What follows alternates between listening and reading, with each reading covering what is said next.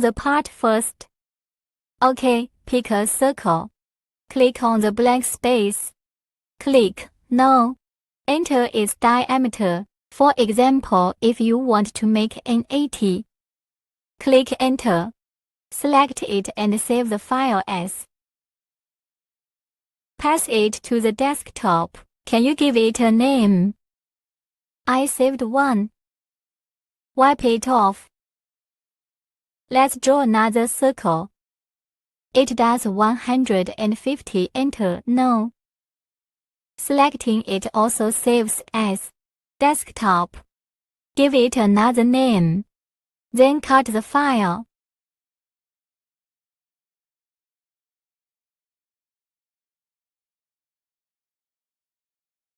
Find desktop. The two we made just now. Lead in one. Make sure it will automatically appear this. We will import two more. Don't worry about this. Just click OK. Will you keep the original offset on both sides? Yes, a tapered part will come out now. The distance between the two sides is 100. It represents the width of its foam. Here is to fill in the actual width of your foam. Cutting this width is the width and length of the foam. The length of the foam is how long your foam needs.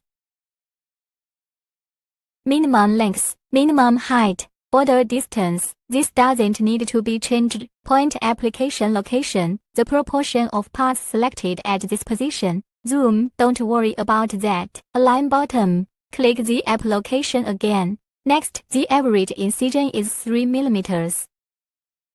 You can set it to 2 mm here. This size is preferably smaller. Never mind here. Next page, create cutting path. Now the path is out. We click on the next page. This foam cone is shown here. Here is the left 50 mm, right 50 mm. Don't worry about this. Don't worry about this offset. Modify these settings. The thickness of the foam here, it tells you that the thickness is around 50. To hold a distance left and right, this is the route according to your actual situation. Knife pressure distance of foam cutting machine. Just set it up. For example, you are 1.3 meters. You can set a 1300. Just measure the distance. 130 should be 1380. Minimum tool holder operation. This is the x-axis. It's the length. Let's say you're 2.2 meters. 2.2 meters can be set here. Normally ours are a little wider. Can be set to 2250. Maximum vertical tool holder operation. You see, this is Y, which represents up and down. That is to say, the height of your cutter can be set to be 1300. The general height is 1.3 meters. Make sure at this point, it automatically adjusts this position. Click on it. Optimize XY position. Just double-click. Next, custom for axis code. This is Y and X corresponds to the left axis. X is Y and the right axis corresponds to A. The name of the vertical left axis is Y. This corresponds to Z.